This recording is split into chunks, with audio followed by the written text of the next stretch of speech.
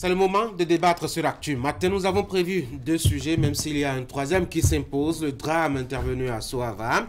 Une vingtaine de ressortissants de cette commune vivant sur le territoire nigérien, victimes d'un accident alors qu'ils s'apprêtaient à rentrer chez eux dimanche.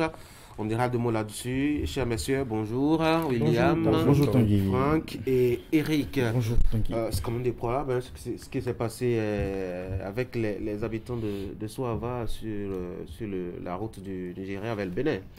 Absolument. J'imagine un peu le choc du côté de Soava, surtout au niveau des familles. On peut justement essayer de voir comment est-ce que les choses se sont passées. Toujours est-il que quand ça se passe comme ça, eh bien, il y a de quoi à s'interroger sur comment est-ce que le déplacement des populations d'une localité à une autre, même si c'est au-delà de nos frontières, eh bien, c'est arrivé. Il faut vraiment s'assurer qu'à l'avenir, on puisse davantage de sécuriser les axes routiers, de sorte à permettre justement que les concitoyens puissent se déplacer en sécurité. William, ce c'est serait quand même pas... curieux. Hein. Moi, j'ai été vraiment surpris d'apprendre qu'il y a quand même cette forte communauté de population de la côte de Soava au Nigeria. Bien sûr, vous savez, il y a bon nombre de Béninois. Nous partageons plus de 500 km avec le grand voisin de l'Est et nous savons de façon formelle comme informelle tout ce qu'il y a comme flux, que ce soit humain que dans le monde des affaires. Et 20 morts, c'est pas rien pour un État. 1, 2, 3 vies jusqu'à 20, c'est pas rien. On aurait cru peut-être un drame de transport fluvial, mais ce n'est pas le cas. C'était sur un réseau routier, c'était sur un axe routier. Et donc, bon, si 2023 est l'année des drames, voilà encore un de plus concernant les accidents. Et moi, je suis quand même meurtri, je suis vraiment compatissant. Franck? Oui, je voudrais tout d'abord avoir une pensée pieuse pour l'âme de ces défunts-là, de ces braves fils du pays qui ont trouvé la mort dans ce déplacement. Moi, je ne savais pas qu'il y avait ces liens forts séculaires entre des populations vivant dans une localité béninoise et celles vivant au Nigeria. C'est déjà bien. Pour être plus précis, nous partageons près de 740 et quelques kilomètres de frontière avec le Nigeria. C'est pas précis, Franck. Oui. Non, il a parlé de 500. 500, il y en a plus. C'est pour dire que cela pose un problème, hein, le problème de déplacement à la quête du mieux vivre.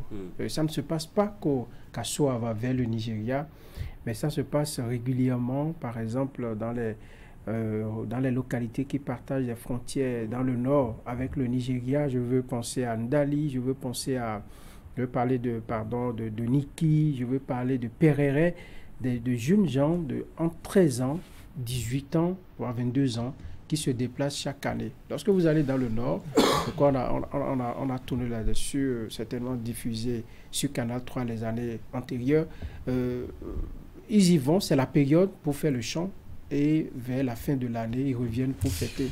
Pour de petites, petits besoins, oui, ils se rendent là-bas. Je crois qu'il faut réfléchir. Ce n'est pas une mauvaise chose, mais la façon dont ça se fait, la façon dont les gens se déplacent et tout ça. Il n'y a pas un grand contrôle, il n'y a pas un œil officiel. Voilà, il n'y a vraiment pas les conditions requises.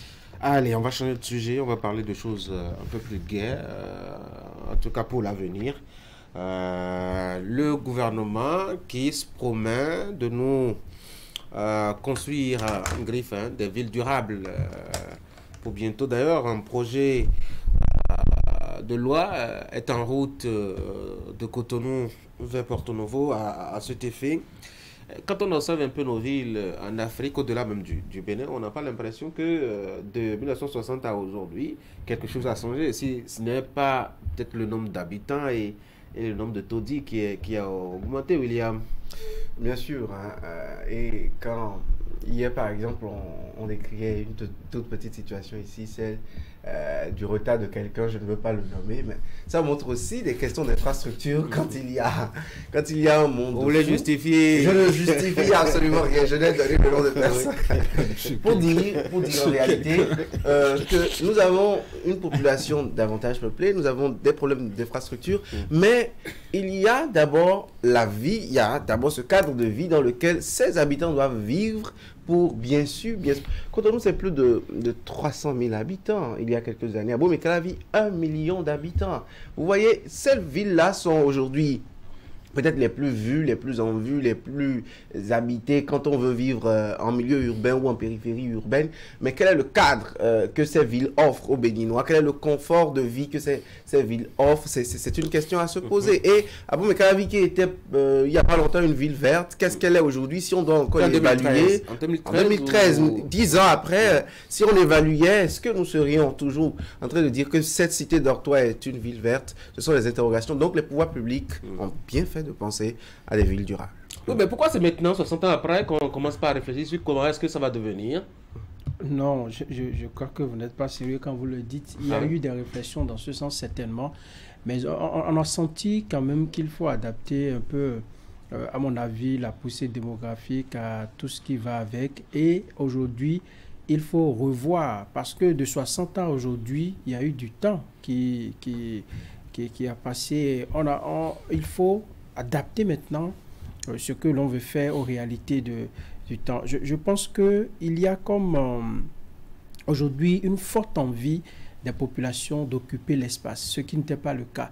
Et malheureusement, il y a certaines villes qui sont, est-ce que je vais dire prises en otage, qui sont plus visées que par d'autres. Lorsque vous prenez Cotonou, Abomey-Calavi, vous allez voir qu'il y a une forte concentration. Ce qui est bien normal, cela s'explique, non? C'est dû à la forte activité économique et les opportunités qui sont justement dans ces réflexions-là. Il faut travailler à décentraliser, à amener les gens, à créer des opportunités vers les autres villes également. Lorsque vous prenez la ville de Parakou, qui est le pôle du Nord, l'activité économique n'est pas aussi développée à Parakou.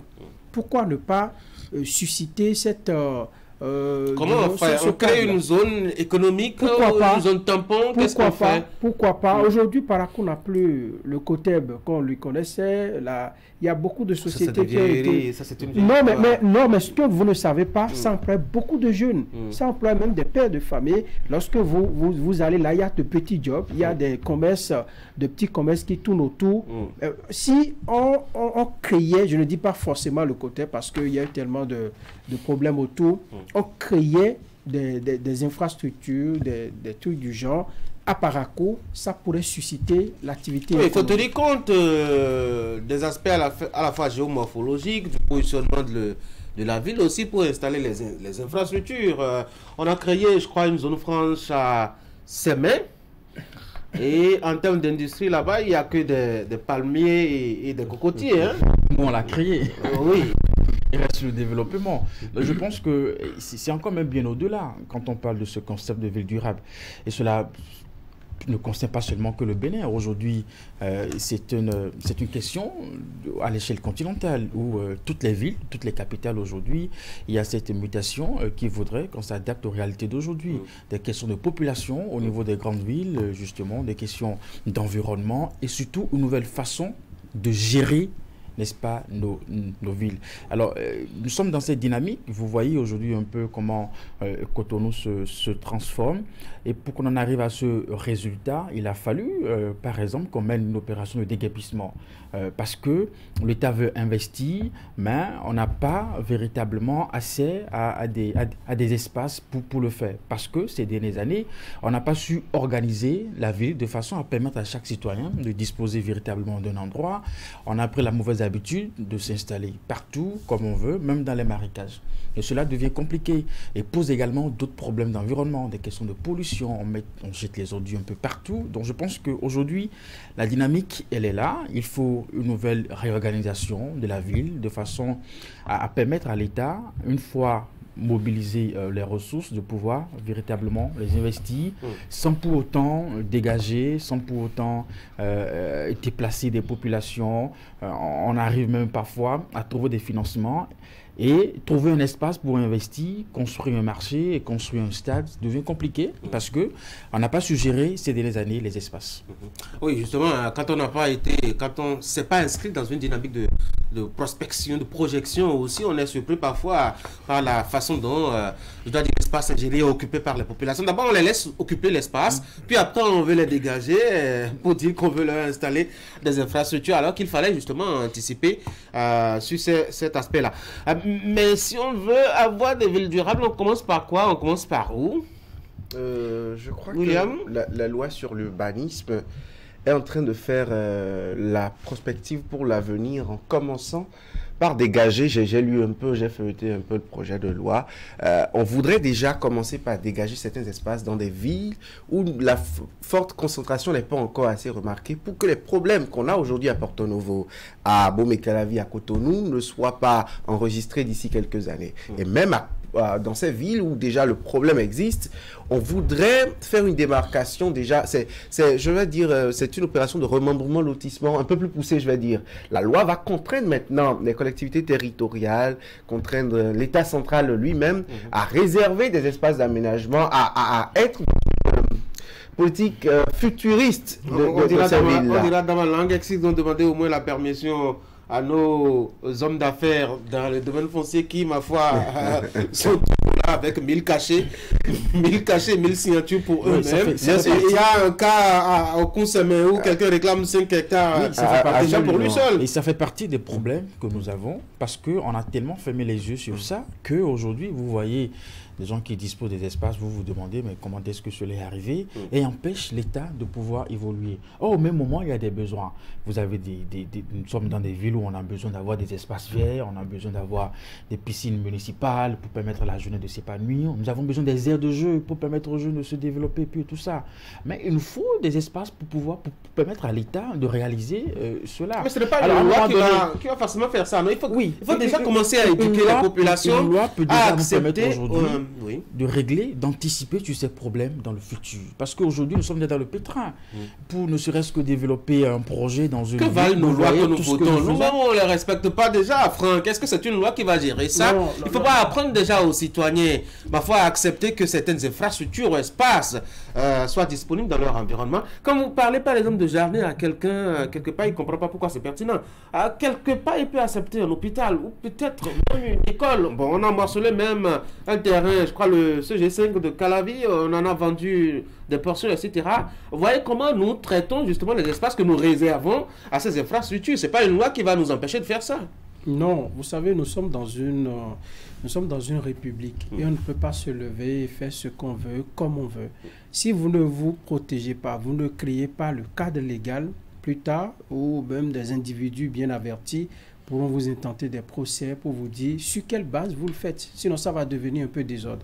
Donc, je pense que c'est dans ce cadre-là que la loi est la bienvenue. Maintenant, comment traduire tout cela dans les actes? C'est ça le problème.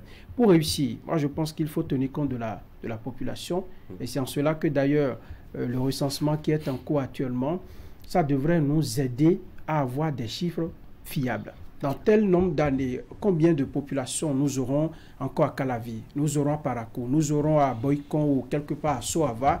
On doit pouvoir nous dire cela. Sans avoir ces chiffres-là, ces statistiques fiables, on ne peut pas prévoir, par exemple, le nombre de mètres carrés de jardin qu'il faut construire à telle ou telle population. Si vous construisez 1 mètre carré alors que vous avez une population qui avoisine, je ne sais pas, beaucoup de chiffres, plus tard, comment ça peut servir? Donc, moi, je pense que les réflexions devraient aller dans ce sens-là, tenir compte des réalités du terrain, adapter ces réalités, enfin la loi à ces réalités, parce que une chose est d'avoir la loi, mais les réalités du terrain sont parfois autre chose. Donc, il faut se protéger, il faut faire tout cela dans un cadre légal pour pouvoir évoluer dans un... Sinon, bon, ça va... En fait, quand on parle de ville durable aussi, quand on parle de ville durable aussi, on a comme impression que c'est parfois l'approche écologique seule. Non, même pas. Voilà. Aujourd'hui, on a occupé dans plusieurs villes du Bénin des exutoires naturels de l'eau qu'on a vendus et des Béninois qui avaient de l'argent et qui voulaient des domaines. Il y a quelqu'un qui a son titre foncier, hein, quelque part sur l'exutoire de l'eau, passage de l'eau à Cotonou. Et personne n'a peut le bouger. Et aujourd'hui, je crois que c'est une dynamique, je crois, globale, parce que l'Agence nationale du domaine et du foncier est en train de revoir la stratégie du cadastre national avec, comment on appelle, la digitalisation de ce processus. Donc, je crois que, sûrement que dans cette action, la puissance publique a trouvé qu'il y a des choses pour lesquelles passer en force serait de l'arbitraire si une loi n'encadrait pas, si un règlement législatif ou un ordonnancement législatif ne donnait pas les marges de manœuvre à l'État central d'agir. Et surtout, actuellement, c'est pour créer encore un peu plus de difficultés là où il y a déjà ces problèmes, mais c'est pour davantage en prévenir là où il n'y en a pas encore. C'est en cela que moi je salue la dynamique de cette loi. Et puis, lorsqu'on parle de titres fonciers, oui. Ce n'est plus comme les titres fonciers d'avant. Aujourd'hui, je crois que la loi permet d'attaquer les titres fonciers. Absolument. Lorsque ça permet de rendre, en tout cas l'espace qui de tenir ce titre-là, si ça peut servir au public, je pense que c'est attaquable aujourd'hui. Ah, mais si c'est ça, c'est une insécurité. Hein? Le propriétaire n'est plus en sécurité. Non, mais vous voyez ce que les gens en font. Vous avez parlé de l'État peut prétester de n'importe quoi pour venir vous arracher votre titre foncier. Bon, oui, c'est j'espère l'État. que la loi... Ah non, l'État ne devrait pas tout avoir ou tout pouvoir sur l'individu. Non, mais il y a les conditions de l'expropriation pour cause d'utilité publique. Allez les gars, on va changer de sujet. On va parler un peu de ce qui pourrait vous intéresser. Hein? Le retour du Mali au sein des institutions. Qui a dit que les villes durables ne nous intéressaient pas? Ça nous intéresse encore plus que peut-être que Je ne l'ai pas dit. Vous l'avez sous-entendu. Implicitement. Je l'ai signé, je l'ai dédié. Ah non, quand vous déduisez, c'est vous. Quand je ne l'ai pas dit, c'est pas moi. Allez, le Mali, à qui on avait promis le déluge, la catastrophe, la faim, lorsque la CEDEAO et compagnie le suspendaient de ses organisations, de ses organes. Le Mali qui survit toujours, curieusement, Bamako est toujours sur la même position sur la carte géographique du continent. Et depuis, ma foi, dimanche, le pays est de retour au sein donc des organisations sous-régionales. Là, a commencé déjà par l'UEMOA, William. Ah oui, je ne vous savais pas Tanguy Agoï Goïta. Ah bon?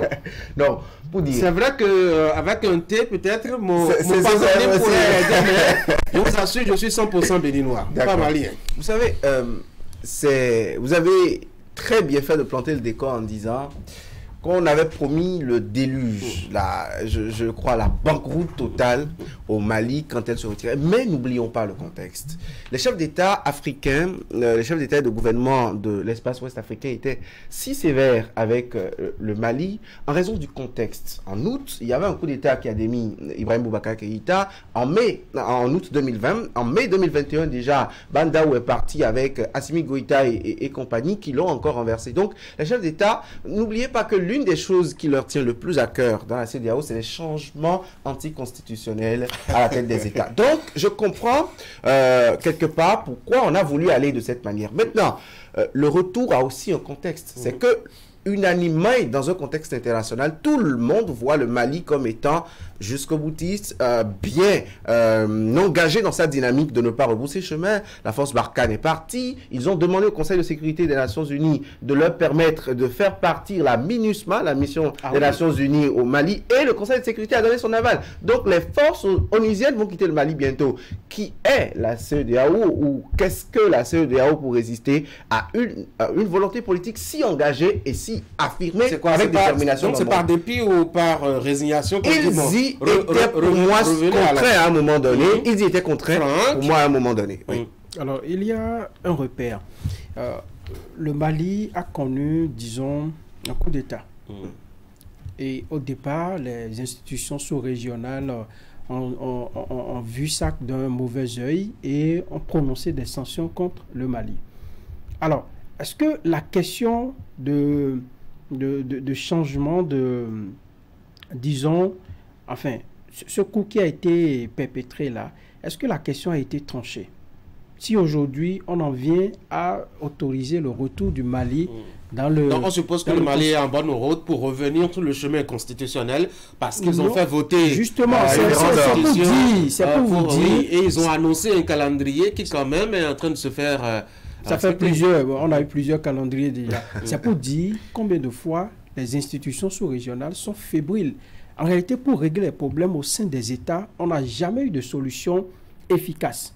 Parce que il y a eu coup d'État, ce qui est condamnable dans un pays qui a connu un processus démocratique pendant des années et qu'on veut promouvoir, a connu un coup d'État. On a prononcé des sanctions et là, on dit, bon voilà, on sent que tout va bien. Et Goïta, dans sa posture, ne laissera pas les choses se faire s'il n'a pas la certitude que, bon, après lui, tout va se passer. Donc, on ne sait pas avec les attitudes quand est-ce qu'on va faire un retour à l'ordre constitutionnel. Ça fait un. Quand ils se sont retrouvés pour dire, écoutez, le Mali, on le ramène et tout ça, est-ce que ça voudra dire que tout est bien, tout est rose au Mali aujourd'hui?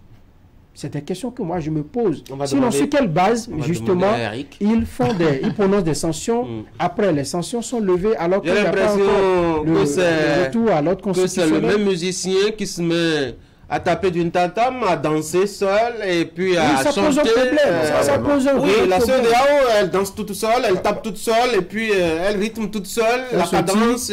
Oui, et quand ça lui plaît, ça émet des sanctions. Et puis quand ça lui plaît pas, ça retire les sanctions. Oui, on peut avoir ce sentiment, surtout que les choses n'ont pas véritablement changé, pour prétester de ce que les sanctions qu'on avait justement, qu'on avait prises contre le Mali, est-ce qu'entre-temps, il y a eu un changement qui puisse permettre la levée de ces sanctions? En tout compte fait, c'est un retour à la normale qu'il faut saluer. Le Mali a autant besoin de l'UEMOA, de la même façon que l'UEMOA a besoin véritablement du Mali. Peut-être que cela rentre dans une stratégie. On fait preuve d'une bonne foi pour permettre justement aux décideurs, aux dirigeants actuels du Mali de revoir véritablement les choses. Qui sait, peut-être que si on observe véritablement que les choses n'évoluent pas, on peut encore prendre encore d'autres sanctions. Non, je ne pense pas que ce soit aussi mécanique. Je pense plutôt que, vous savez, ce n'est pas encore retour à la normale, parce que ce n'est que l'UEMOA qui a levé le week-end dernier. La CEDEAO n'a pas encore réintégré.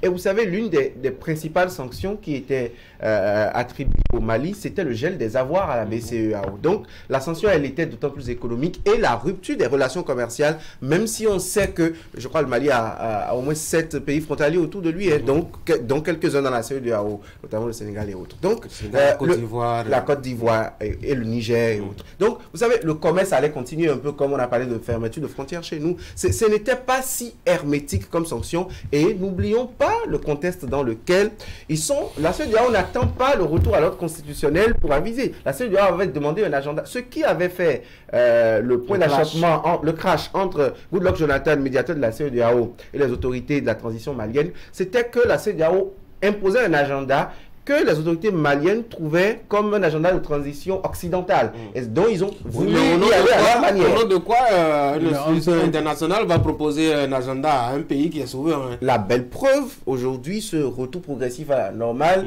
est dit dans les couloirs comme étant une médiation du président Ouattara, qui, par le passé, a eu récemment des ennuis avec ses 46 soldats au Mali, et c'est par voie de négociation que Assimi Goïta a fait le geste de retourner. Ils sont devenus bons amis alors. Non, une institution sous-régionale peut imposer ou proposer un agenda de retour à la normale, parce que justement vous avez adhéré à cette institution-là. Si on ne peut pas avoir des États qui vont se regrouper, ne peut pas imposer, ça veut dire qu'il n'y a rien de sérieux là. Moi, je pense qu'aujourd'hui, on est en train d'aduler, disons, ce que fait Goïta et tout ça au Mali, mais il y a un risque. Le risque est que d'autres pays peuvent tenter la même chose. C'est un risque, ça? Oui, nous y allons, nous prenons les armes, nous refusons ce qui se passe, nous allons copier le modèle malien, nous gardons le cap, nous maintenons la pression. Après, bon, les connaissants, les chefs d'État vont se réunir dans l'UEMOA pour nous dire, bon, ça va, allons-y, ça va, et les sanctions seront levées. Les sanctions économiques, c'est ce qui contraint les pays à se plier. Mais on a vu que Goïta, lui, sa philosophie est haute, il a tenu bon, il a maintenu le cap, il est resté droit dans ses bottes. Et c'est ce que, ailleurs, ça pouvait mal tourner. Ça pouvait mal tourner, bien que ce soit des militaires, il pouvait mal gérer, ça va créer encore d'autres problèmes dans le pays. Dans ces cas-là, comment ça va se passer? Non, la singularité du système Goïta, c'est la légitimité populaire. Je ne dis pas que tous les Maliens sont acquis à sa cause, mais bon nombre de Maliens soutiennent le fait qu'on balaie du revers de la main toutes ces pressions exogènes et qu'on pose le Mali pour les Maliens et à leur façon. Parce que les problèmes de sécurité ne sont pas partis, les difficultés n'ont pas manqué, les attentats demeurent au Mali. Mais bon nombre de gens sont d'accord avec cette façon de faire. C'est en cela qu'on doit repenser ces institutions sous-régionales. On parle désormais beaucoup plus de la CEDEAO des peuples. Je crois qu'il faut y aller de cette façon. Mais on a commencé cette chanson il y a bien longtemps. Hein? La CEDEAO des peuples, ça fait quand même quelques dizaines d'années. On n'a pas bougé en tant que tel. Vous ne présentez pas votre carte d'identité à la frontière, là vous ne passez pas entre le Togo et le Bénin. C'est pas la CEDEAO des peuples. Mais la circulation des personnes et des biens n'exclut pas le contrôle. Le contrôle élémentaire, basique. Oui, le contrôle, est-ce que le contrôle doit être identitaire, justement? S'il n'y a pas de barrière, s'il n'y a pas de frontière, c'est comme si vous me demandez de présenter ma carte d'identité parce que je vais quitter l'Atlantique pour le littoral. Non, quelque part. Mais cela n'empêche pas que la police fouille dans ma voiture, par exemple, pour voir si je ne porte pas de choses qui vont porter préjudice à la sécurité, à la vous savez, la carte biométrique de la CEDEAO n'est pas encore entrée en vigueur dans tous les États. Eric, on va finir. Non, mais je pense que la tâche aussi n'est pas trop facile pour l'UEMOA. Vous savez, quand cela s'est passé au Mali, l'UEMOA n'allait pas quand même applaudir ou encourager ce qui venait de se passer. Il fallait forcément faire quelque chose pour montrer que dans une organisation, quand on arrive justement à faire un coup d'État ou à prendre les armes, il faut quand même de Yves Ronsono qui nous accompagne en infographie. Il faut prendre merci quand même à Yves et merci à Christelle. Vous avez d'abord de la diplomatie, une délégation à envoyer pour échanger, voir dans quelle mesure il faut restaurer la démocratie, il faut repartir sur de nouvelles bases. Et on n'a pas observé véritablement une forme d'entente entre les nouvelles autorités du Mali avec ce que l'UEMOA proposait. Il faut aller aux sanctions. Maintenant, aujourd'hui, je pense qu'il faut espérer que les choses vont changer. Oui, on va prier. Surtout que les chefs d'État s'intéressent. C'est ce qu'on dit en Afrique, on va prier. Comment? On va prier. Oui, qu'est-ce que vous voulez? S'ils sont plus forts que nous, on a d'autres choses qu'à faire que de prier.